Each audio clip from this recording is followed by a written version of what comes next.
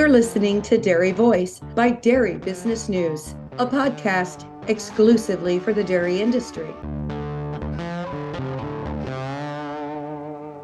One of our sponsors of the Dairy Voice podcast is National DHIA. NDHIA ensures information accuracy and represents their members' interests. They are the direct voice for the dairy information industry. To find out more, go to dhia.org. This episode is brought to you by DRMS, a trusted provider of dairy information and decision tools. As a nonprofit with deep ties to NC State and Iowa State universities, we've spent over 65 years serving the dairy industry, delivering research-backed software, standardized data, and exceptional customer support. Our dedicated team works alongside producers and consultants to ensure they get the training, tools, and insights they need. We turn complex herd data into clear, actionable insights that help producers and consultants make informed decisions every day through solutions built in collaboration with the dairy industry. Learn more at drms.org. Good morning, good afternoon, and good evening. Welcome to the Dairy Voice podcast by Dairy Business News. I'm your host, Connie Kuber, with Sealpro Silage Barrier Films by Connor Agriscience. Thanks for joining us today, and please like, subscribe, and share this podcast with all your friends. Where did the year go? When I was a little girl, the end of the year was marked by the Minnesota State Fair, always going there and ending on Labor Day. Then came Halloween, then Thanksgiving, and then that big stretch of time before Christmas. That time was marked with new snow, the first hard freeze, and the arrival of the Sears Christmas catalog. I had time to prepare for the end of the year, go through all those pages, mark all the little toys that I thought I needed. And then the days went so slowly until Santa arrived, and we celebrated Jesus' birthday in snow pants and thick tights to church under a new little dress that my mom had made for me. Then the new year began. We all trudged back to school. And now, as the years have gone by, it feels like Valentine's Day was yesterday. So where does the time go? And how do we prepare for the future of our families, our businesses, and our lives?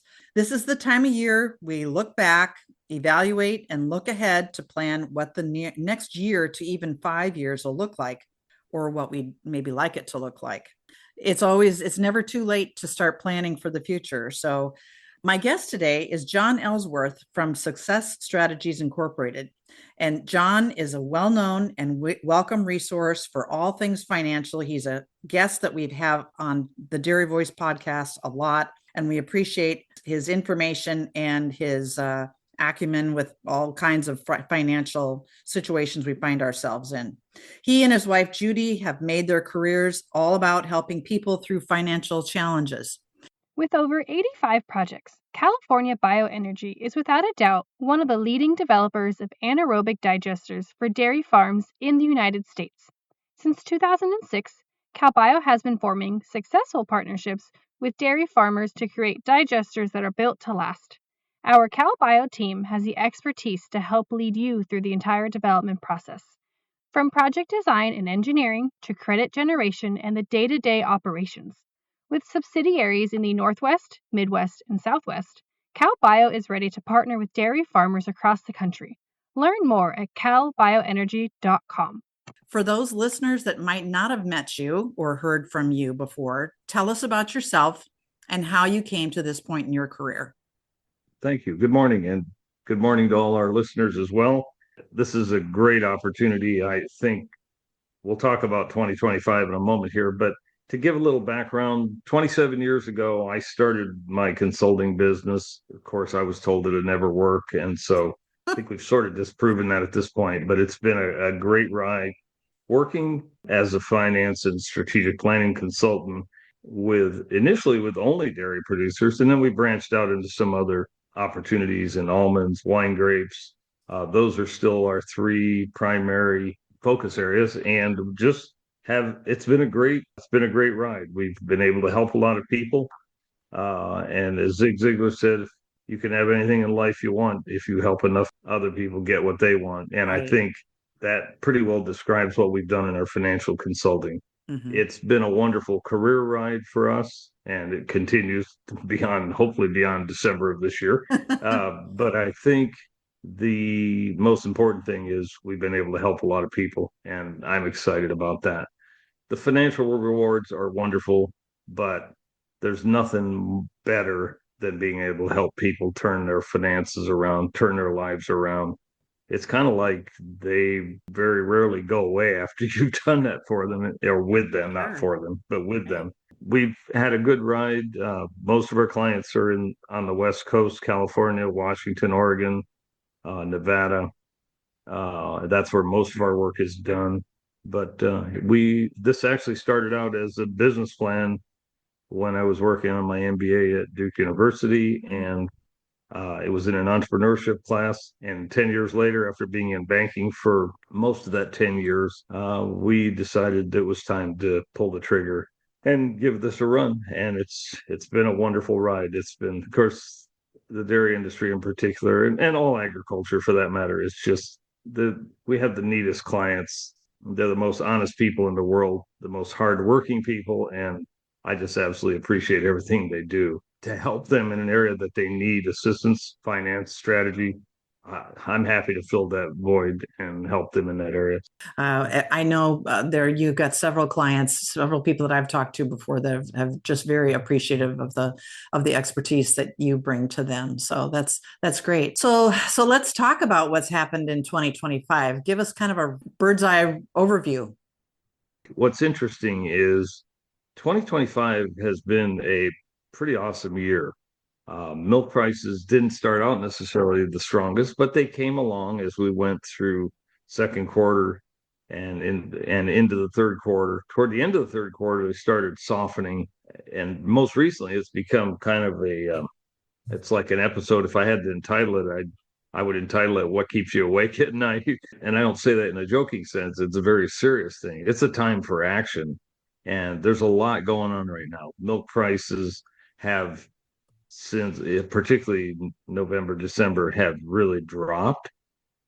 At the same time, almost simultaneously, several of the co-ops that my clients ship to, have decided that, or have been helped by their bank to decide that their balance sheet needed to be shored up somewhat. And so they've taken additional deductions, one $5 per hundredweight, one $2.50 per hundredweight. Those are painful when prices are $23 a hundredweight, but they're extremely painful when prices are in the $16, $17 range, as they appear to be right now. And the futures market doesn't appear milk prices are going to rebound till I hope they're wrong, but till mid 2026. And that could be a painful period, and some people probably leaving the industry. But positive note, all of 25, this has improved throughout the year. Feed costs have been relatively low, or certainly lower. But unfortunately, there's been this inflation that was caused by, I don't have a nicer way of saying it, but excessive government spending and printing money in 2021. And it's just like, I mean, it created inflation like we haven't seen since 1980. And that's been painful. And our producers are paying for it, because a repair that they might call somebody out for might have cost $200 before. Now it's like $300 to even get them to show up. And that's quite hurtful. Labor costs are going up. Repairs, as I said, supplies somewhat. Workers' comp, need I say anything? It's always going up. It goes up every year, it seems like. And all insurance, not necessarily because of just inflation, but part of it is the cost of replacing things has gone up. So that's driving part. And the other part is the unfortunate severe weather that's created just billions of dollars of damage. Places like Florida, Texas, and I'm not blaming those folks. They get the weather they get, just like you and I do, just as you did when you were in Minnesota as a child, and that's a challenging type of weather as well, in a different way. My concern for the industry as we move forward is, what if the beef prices, and I'm not suggesting they will slip, but at some point they're going to decrease. And what if those start decreasing? What if calf prices start dropping? I try to remind my clients, and I've been quoted, and several of them think this is my quote, and it's not. It came from Lou Holtz, from the Notre Dame football coach, when he said, "Nothing's as good as it seems. Nothing's as bad as it seems. The reality is always somewhere in between those Right. two extremes." And the Right. way he used it, he talked about, at Notre Dame, you win your first two games. Oh, we see a world championship on the, a national championship on the line, and lose one of the first three games. Oh my gosh, it's the end of the world. Yeah. And so I try to remind my clients that, as Lou Holtz stated, nothing's as good as it seems. Nothing's as bad as it seems. It's Mhm. always somewhere in between. What's more important, in my opinion, and I mean, I do this stuff every day, so this is my area of focus. More important, what can I change? What can I change in my operation to make it more profitable? This sometimes these tight margin squeezes are not just win more; it's win more or lose less, Mhm. and that either of those two outcomes is better than just going willy-nilly and losing a lot of money. But we can say, what can I change? And we don't want to do anything that hurts productivity of the cow, for example, in dairy herds. But the reality is, we need to face some facts, and that is, what must I change? What do I need to change? I can give you an example of a labor is, especially in the state of California, is just crazy how much it costs. And I'm not saying those people need that money to live on too. So I'm not Right. blaming them. I am blaming state legislatures who impose upon them. And while their intentions may be good, the resulting outcome can be pretty painful. Because if we have people that say, "I'm just tired of this, I'm not going to be in business anymore," how does that help the employee? The job is Right. gone. Right. It's not only diminished, it's gone. And Mhm. so this is a time when we really need to get in our systems, our operations, and this is more strategic than financial. The financial results come from this, but are we maximizing the productivity of our employees? I had a client who said, "Well, the guy that's feeding the calves, getting the colostrum, and he's not doing it." I said, "Well, why don't you change him? Why don't you talk to him?" He said, "Well, he might leave. He might get mad and leave." And I said, "How is that any worse than where you are right now? Right. He's killing calves for you, and that's not good. Would you really miss him?" It's like, Yeah. it's not like there aren't people looking for work. Right. And absolutely, in the last several months, the jobs situation in this country, supply and demand, has changed dramatically. There's a lot of people looking for work. I think it's time to get a more realistic grasp of that. More importantly, or just as important, is I ask people, do you know your break even levels? Not just for milk, but how about for feed costs? How about pounds per cow? And we could do a whole seminar sometime on break even levels and what they are and how you calculate them, and more importantly, from a producer standpoint, how they can use them to their benefits. I do it for every one of my clients because I think it's imperative.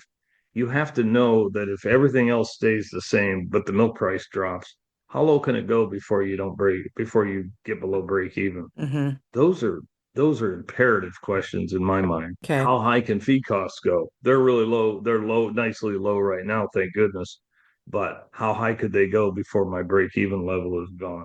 Those Mhm. those are things we need to touch on. First question, I think, is like you talked about, nothing's as good as it seems, nothing's as bad as it seems, but there are things that keep us awake at night. Sure. Can you talk to us about that? I think the biggest concern for dairymen right now is the revenue front. How can we survive on? I'm scared to even look at the futures markets right now. How can we survive on $1.40 per pound cheese? Can we survive? We had butter over $3 and certainly over 250 per pound for a long time, and now we're in the what, 147. I mean, you're talking about a pretty heavy cut. That's like a 40% cut in revenue. I don't know that we could take our business and take a 40% cut and still break even. We might be able to do it for a few months, but the way things are going up in costs, in Hmm. our case, it's not feed, it's flights and things like that. Right. That's why I said what I did earlier, that we need to know what our costs are. Oh, yeah, and I think the biggest thing that's keeping producers awake right now is milk prices. Where are they going to go? with the costs, even if you know your cost structure, your cost levels, we're all facing highly inflated expenses. And that's a scary situation. And I've said this probably 50 times on videos and stuff, but I use this often. We have to measure it. And we need to measure it because if we measure it, we'll understand it. We understand what our cost is, or any measurement you do, we can control it to some extent. Mm-hmm. And of course, if we can control it, we can improve it. Now, I did an interesting analysis recently, and this is coming out on a video, I think the 24th of December, that on YouTube, that in the last 10 years, our clients' revenue have increased by 32%. Their expenses, before you go running to the bank to make that deposit, their expenses also went up, but they went up by 17%. Mm-hmm. So the key is, we can't avoid, you can't in your business, I can't in mine. Nobody can avoid the costs of business going up. The key is to make sure your revenue is growing faster than your expenses are. Mm-hmm. And in this case, 17% increase in expenses, but 32% on revenue put them in a better position, of course. And the way they did that was two things. On the revenue, speaking about the revenue front, Mm-hmm. they actually improve their productivity, increase their production, whether it's milk or number of cows. So it could be milk per cow, could be number of cows in the herd. They increase their existing production of revenue. And the other thing they did was they identified some new sources. Get your Sealpro Silage Barrier Film today. Protect the seed, fertilizer, labor, and expensive inputs that you've invested in. Choose best-in-class Sealpro now in 3 different versions: traditional 2-roll application, our new co-rolled application, and super simple and wildly successful 1-layer film, Sealpro 1. It's easy to buy, easy to use. Contractor covering? We'll work with them. Learn more at sealprosilage.com. That's SEALPRO silage.com. Family owned and operated for over 25 years. 559-779-5961. That's 559-779-5961. Things like methane production, selling dry bedding. There's probably 10 different things that people can do. And I think the good news, as I said in that video earlier this morning that I recorded, is that the good thing is right where you sit right now, you can stop and take 10 minutes and think about, just ask yourself that question. How can I generate some more revenue?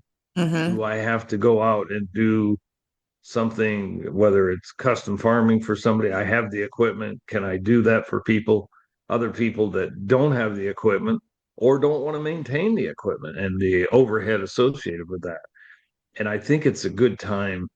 You don't have to have the answer when you start the process. That'll come. I think the most important thing is it's asking the question, how do we get there? What can I do differently? What can I do additional? And a lot of times there's not any big increase in marginal cost, but it'll increase some revenue, produce some revenue rather. And I think that what you're trying to say is that you kind of have to look at your own situation and see, like you said, where's your break-even cost? How much can you tolerate? And then figure out what you can change. And maybe it's got something to do with your finances. Maybe it's got something to do with your labor situation, management practices. And the other thing you can do on the financial side, I don't like to do this, but I've had clients that got through some tough periods like 2002, 2003. We've had these downturns like every 2 or 3 years for as long as I've been in business. 2000, 02, 03, 06, 2009 was horrendous. Terrible. 2012 was high on the feed cost front, which hurt the margins. Yep. The 15 through 2018 time period, it was just a thin margin time period for 4 years. I'm not blaming anybody. I'm just making an observation. And then we've had now we're headed into what appears to be a fairly negative time period right now for the next 6 months. It's time we got to sharpen the pencil. Mm-hmm. And you may not be able to make it all up, but you got to make some of it up. So Mm-hmm. the banks will work with you. But one of the things I've had some clients do, and I don't like to do it, but I'd rather do this than fail. And that is to request that their lender go interest only for 6 months. So they're paying the interest, they're keeping that current, and they just aren't paying down principal, which obviously will help their cash flow to some extent. Mm-hmm. And then with the intent of going right back to paying it again in 6 months, paying Mm-hmm. both principal and interest at that time. Mm-hmm. That has helped some people get through some rough patches, I've found. Do you have any specific stories about people, what they have done in prior downturns without naming names? Well, I think some of the things we talked about, increasing production, productivity. Mm-hmm.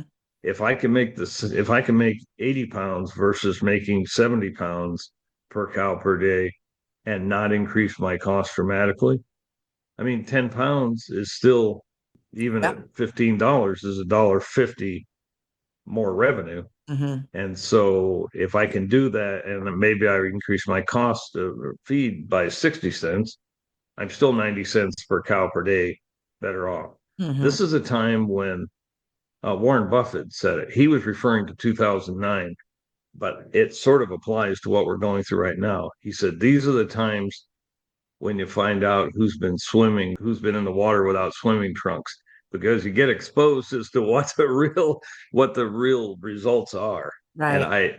it's a bit humorous the way he said it, but he was referring to the stock market and the 08, 09 downturn.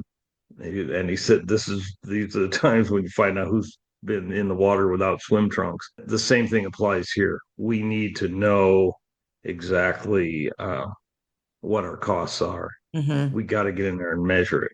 That, to me, that's the biggest thing, because as I said, if you measure it, you understand it.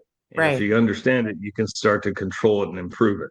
Right. And I think that's the biggest, that is an absolute mantra for me. I do that with clients every month in good times and bad times, Mm-hmm. because you and I and producers don't know when the bad times necessarily are going to Mm-hmm. come.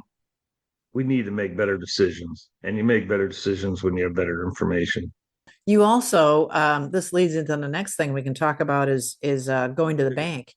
When you know if you're solid in your information going into the bank, you've got a lot better foot to stand on when you're trying to negotiate things, like you said, without the interest only type of thing. Yes. And what's really interesting is, and I had this in my note, I said it's similar to bank negotiations, could be just discussions, not necessarily a negotiation, but they all begin with, I'm always on the side of the producer. I've been a banker. I know how that game's played on the other side of the table, Mm-hmm. which makes me a popular person in discussions when producers go, but almost always begin with unreasonable demands. You need to sell your heifers. You need to do this. And the reality, we need a dose of reality. Is that really curing things, or is it a band-aid? It might cure things for the banks in terms of loan to value, things like that. But does that help? Does that pave a long-term path for the producer? Not necessarily. I've been in the middle of those a number of times over the last 27 years. One of my clients that I still have, and I've had him since 2018, I think. Mm-hmm. When I saw the demand of the bank that they were with at that time saying, hey, you need to sell the heifers, you need to sell your real estate, you need to, and I thought, how do they have replacements for the cows that get culled? So basically, you're going to shrink the herd from 1,200 cows to, we're going to cull 25% of them down to 900 cows over 12 months, and we have no replacements. Where's the logic of that? Far better to restructure the debt, really look into their cost of production, and take a look at, there were things they were spending money on. It's like, why? It was like drunken sailor kind of activity. Mm. And it wasn't necessarily intentional. It just, they'd always been able to get away with it. And in a downturn, you can't do that. And in the good times, preferable behavior is to build a little reserve. And contrary to what a couple of my clients will tell you, when even if they get to pay some taxes, like the rest of us do, you know what? The IRS doesn't take it all. They only take a portion of it. Mm-hmm. And so I think it's important to remember that it is okay to build a little reserve in the good times, pull from that in the bad times. Just willy-nilly selling heifers off and selling your quota if you have quota in California, those can be productive assets. And that's not always the answer. Might be a short-term answer, but I don't know that it's the best long-term answer. Far better to really look at the cost structure, look at the revenue sources. Operationally, are we maximizing the operation? If we're not getting 80 pounds with Holsteins, I'm not sure how profitable it would be. It used to be if we got to 72 pounds, we'd go, wow, this is phenomenal. Right. But you know what? The milk prices have not changed dramatically. They go up, they go down, they go up, they go down, but they don't change dramatically in the grand scheme of things over a 10-year period. However, the expenses only seem to go for the most part one way. Feed goes up and down, of course, but things like labor, insurance, repairs and maintenance, supplies typically don't go down. They go up over time because the companies that produce those things are also being hit in the face with inflation and things like that. Mm-hmm. So that's the whole rationale behind that, of course, the whole reason for it. I think it was Napoleon Hill that said he interviewed 500 financially successful people, and almost every one of them told him the turning point was when things looked the bleakest, when they looked the most bleak and dark, doom and gloom type of scenario. That it was just one step beyond that when they broke through and took off and became, very successful. And I think that's good for all of us to remember, because we've all had times in our life when we were up against the wall. Winston Churchill said, never give up. And frankly, that's good advice for anybody. Yeah, I think psychologically, that's where creativity comes into play. Oh, and when you're up against the wall and you've got to do something, you start thinking creatively about how could I make a difference in my revenue, and how, like you said, costs are probably not going to go down, but what could I change about how I do my business, how I sell my milk, or how I get some revenue going in here. One other thing I wanted to ask you about was running your business from the standpoint of an established business and that kind of thing. What about young people who want to get involved in the dairy industry right now? Is now a good time to do that, whether you have a family that you can get into the business with, or just kind of starting out on your own? Well, I think when you're getting into some things that are beyond my area of expertise, like estate planning and stuff like that. However, I do think if somebody is interested in getting the next generation involved, literally getting involved in the operation, more often than not, it's going to require an expansion. Right. Which is part of the reason that operations have gotten bigger, because we have multiple families in the business, and it's hard to have 3 families living off of 120 cows, for example. Right. And that's pretty extreme example. But the important thing is it's just not doable anymore. So maybe they need to be milking 300 cows with 3 families, or 500 cows, or some of my clients will say 3,000 cows. Yeah. Or like you said, maybe if they've got the equipment, they start a custom harvesting. Yes. Yeah. Do something. It doesn't require more cows or correct. more facility or something. Yeah. Yeah, and I can share with you an example of a client I have, give or take a little bit. They're around 3,000, 3,100 cows, and they're 3 partners. And so they're basically 3 families living off of this. Well, that's fine. So they have the dairy operation, but they also do farming of their own. They have a methane setup where they're capturing methane and selling it, electricity production. We've done some banking, quote unquote, banking of water, where that can be a profit center, or at least build your future supply of water. We've also sold some cattle. They've done a great job on the reproduction side. So their numbers have exponentially. Well, I should say exponentially. They've increased considerably, but they don't necessarily need those because they're doing a great job. And thank goodness for systems that measure cow performance without you and I staring at every cow every day. Look at, and they catch things that we can't even see with the human eye. And so their herd health has improved, their reproduction has improved, their numbers have improved. And guess what? When other people were saying the whole industry's short of heifers. Well, maybe so. Not these people. They had some they could sell. And that's another revenue source. Now, is it always a revenue source? Maybe not. If 2-year-olds drop to $1,400 a piece, but they cost you $1,300 to grow them over 2 years, maybe you don't want to do that. So I think that's why you got to keep asking these questions every year. But that's a good example of someone who has built multiple streams of revenue. And we're still looking at other things. One of them, as you suggested, was the custom chopping. Paying hundreds of thousands of dollars to custom choppers, and they do a good job. But do they always get there at the optimal time? And I'm kind of getting into your area of expertise on the silage front. No, they don't. And I'm not blaming them, but they got to get as many customers through the door as they can when the season is right to harvest. And so could this potentially, as you suggested, be another revenue source? Absolutely, it could.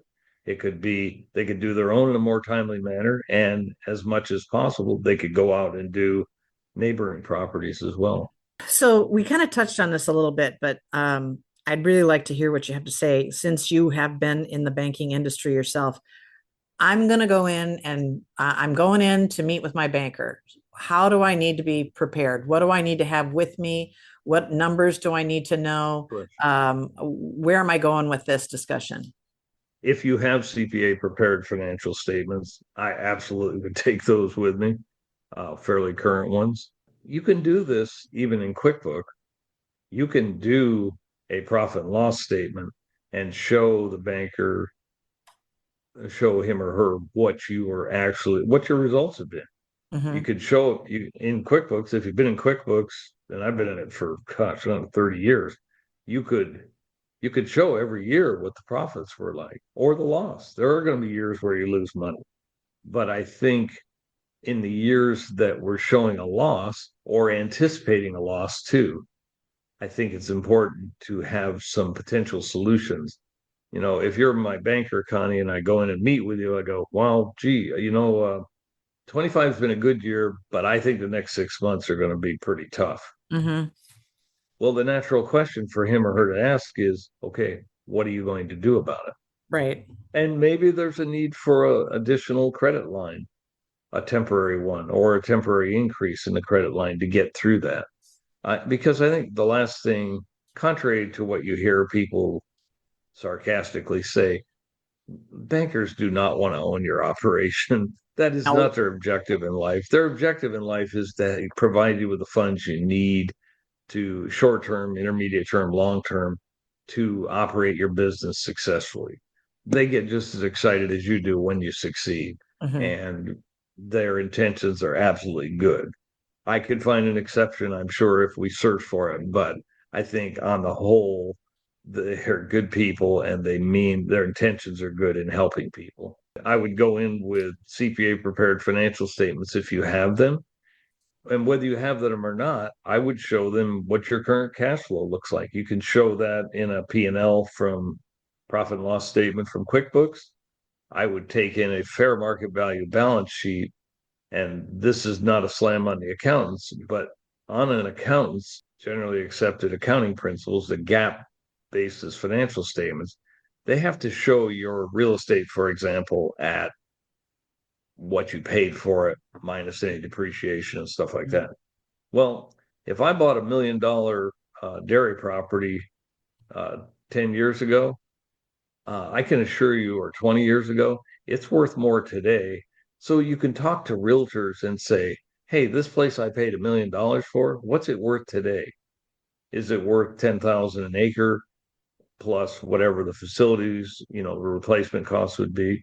You can get a fair market value because that's what they use. A banker will use, a lender will use when they make you a new real estate loan. They don't say, gee, your book value on this is only 500,000. No, they say the fair market value today done by an appraiser, a legitimate appraiser, says it's worth 3.5 million. So I can borrow against that and maybe pay off short-term debt and hence improve my cash flow that way. Because it's a lot easier to pay for something over 20 years, 25 years on a real estate loan than it is on a 7-year HERD loan, for example. That's part of what we talked about earlier. What's the debt structure that is optimal for that producer? You still have to cash flow, but sometimes in these difficult, challenging times, there's equity we can tap into that people don't think about. So that's something to think about as well. And I think with all that reinforcing material with your banker, I think the most important thing is being decisive and forward looking on where you want to go with your business.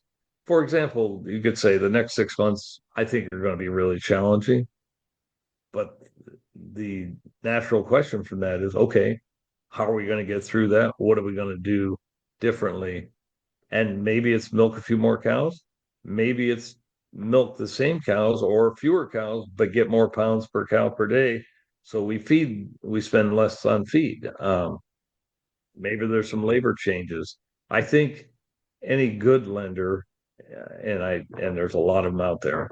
Any good lender will look at that and say, I don't like it either, the situation, but it is what it is. Let's move through this and let's talk about the 3 or 4 steps you can take to get through this and get to the other side of the mountain.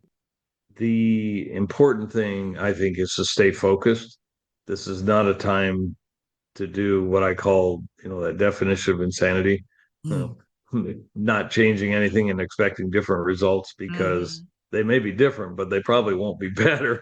And so I think stay focused and not lose sight of where you're trying to go. And I think in even the bank discussions, as we talked about, key is to know what some options are, what some possibilities are for you.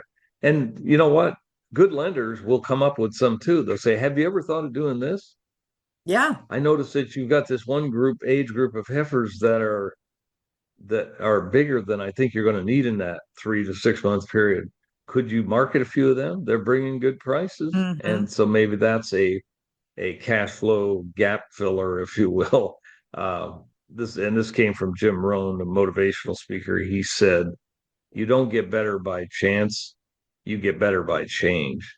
And what's he really talking about? He's talking about changing for the better, changing things, whether it's your cost structure, your debt structure, how you operate your business. And I'm not saying that people are out there trying to lose money. That happens often enough without us trying, of course, in any business. But I think what he's saying is when things aren't working in an optimal manner, we need to get deeper into the issues. What's causing that? How could we solve that? And I think about things like we talked about the labor front. It's a very sensitive area because it impacts people's lives. I think back to the Zig Ziglar story about, when he walked in a warehouse and guy was leaning on a broom and he said, so how long you worked here? And he said, ever since they threatened to fire me. So, and the reality is we got to maximize.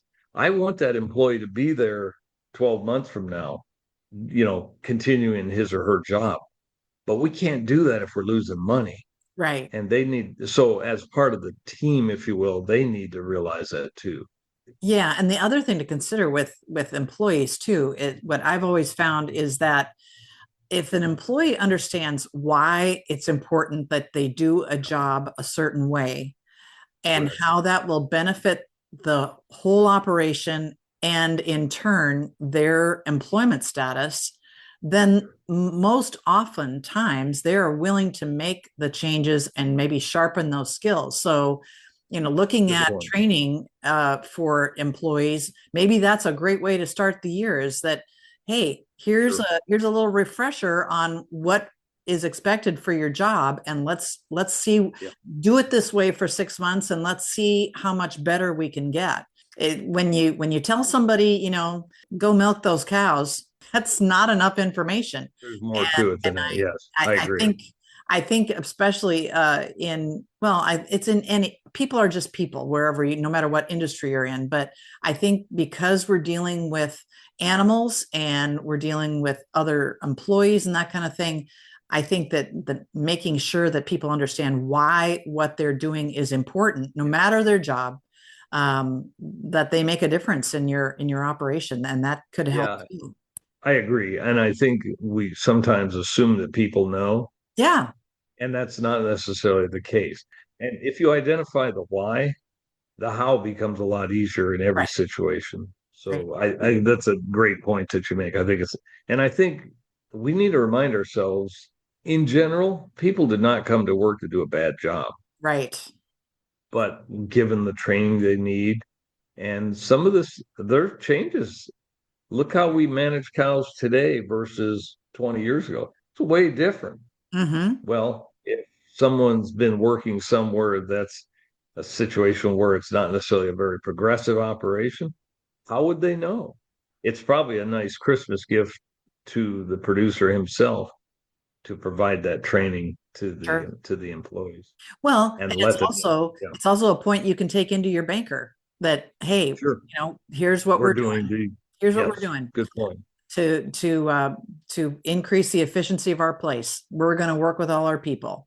I think it's going to be a challenging period the next 6 months, but we'll do another podcast within that 6 month or two, and we'll address the issues. Unfortunately, I'm pretty good at what I do, as are a lot of people that specialize in things like I do. But I can't necessarily see the future. As I jokingly say with clients, if I could, I'd probably be on a mountaintop in Hawaii. They'd come see me instead of me going to see them. Right. But in all seriousness, the key is you do the best you can. You stay focused and look. It doesn't have to be a difficult time to look for ways to improve your business. Sometimes it's more fun in the good times to look at it and go, wow, we're doing this. How could we maximize that? How could we expand on that? What else could we do to complement that type of thing? So enjoy the holidays, first of all. And I want to wish everybody a happy holidays. Take the time with your family, friends. It's a time that we need to be doing that. I think that's important. They call this a holiday because it is a holy day, and it's very important that we recognize that. And you know what? As I need to be reminded by my bride periodically, the crisis will be there tomorrow when you get back. Staying till 9:00 tonight working on it doesn't necessarily do anybody any good. No, so I'd say stay focused, enjoy the holidays, and we will get through this. We've been through this before. Yeah. It's just that we never enjoy the process of going through this. None of us do, but it's going to be a challenging time. But I think there are some positives. The last time we had a low milk price, we also had higher feed costs. And so there are some pluses on our side. And Absolutely. We didn't have the beef prices that we have, cull cow prices we have now, or the price of calves. It was like a quarter of what it is today, at best. So I think those things will help us through this. If you have questions, talk to some people, whether it's other producers, your banker, consultants. There are people that can help you. It's not a time to be too proud to ask for help. When I broke my wrist 3 years ago, I didn't say, oh, I could fix this. Well, you know what? I went and it was broken in 5 places and they rebuilt my wrist. And I'm happy to tell you that I can do a lot of things with both hands again. But man, it was a transition period. But again, I needed help to get there. And between the surgery, 2 surgeries, and physical therapy afterwards, I got there. I appreciated the input of those experts, those professionals that helped me attain the results we got. What is, give us your website that we can look that up and maybe get some things from that and contact you. My website is www.success, SUCCESS -strategies, EGIES.com.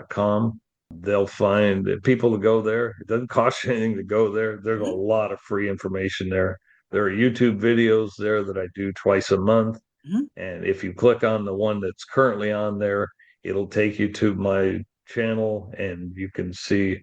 I think we've been doing those since 2015. So 11 years, we've put 24 of them out. So there's probably, I don't know, like 260 videos there.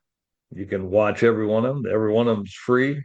And if they help you, I think that's wonderful. That's why we do them. Thank you, John, for being here today.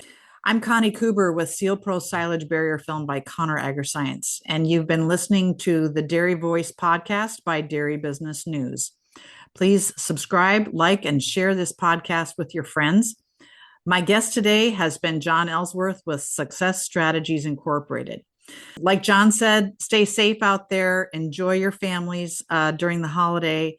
Think before you flip on that PTO or climb to the top of that silage pile or run that auger. And remember that your family is counting on you to be there with them to enjoy the holidays and all that 2026 has to offer. Thanks again for listening. Thank you, John. We'll talk again really soon.